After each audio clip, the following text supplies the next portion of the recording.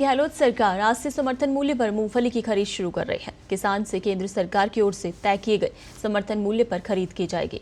राज्य सरकार ने इसके लिए पहले ही ऑनलाइन पंजीयन शुरू कर दिया था। वहीं बाजरे की एमएसपी पर खरीद अब तक शुरू नहीं हो पाई है।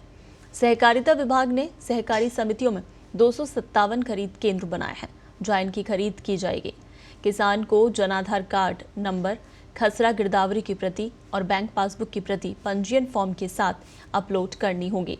यदि कोई किसान बिना गिरदावरी के अपना पंजीयन करवाता है तो उससे समर्थन मूल्य पर खरीद नहीं की जा सकेगी।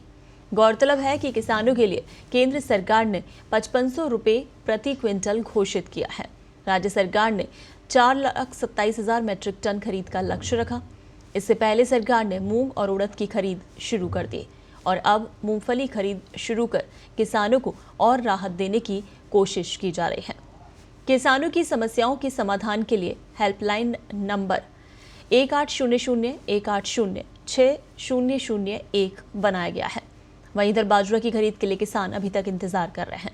प्रदेश में देश का सबसे अधिक बाजरा उत्पादन होता है और इसके बाद भी यहां एमएसपी पर किसानों से बाजरा खरीद शुरू नहीं हो पाई है। लेकिन मूंगफली खरीद के लिए 257 खरीद केंद्र विभाग ने बनाए हैं। किसानों को राहत देते हुए कॉल सेंटर भी किसानों के लिए बनाया गया है, जिस पर किसान कॉल करके अपनी परेशानी साझा कर सकते हैं।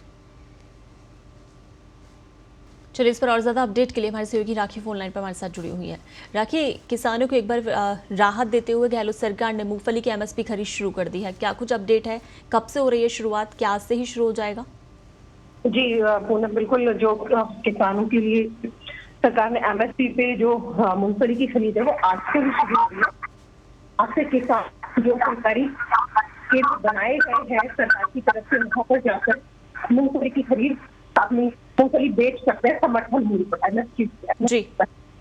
लेकिन उसके बाद जरूरी ये है कि उन्होंने ऑनलाइन पंजीयन है वो अपना पहले से करवा रखा हो। जी, अगर ऑनलाइन पंजीयन नहीं है तो उन्हें एमएसपी पे अपनी मूंगफली को नहीं बेच पाएंगे। ये विभाग की तरफ से पहले ही निर्देश दे दिए गए थे और सहकारी समितियों में 257 खरीद केंद्र पूरे राज्य में बनाए गए जहां पर इनकी खरीद की जाए।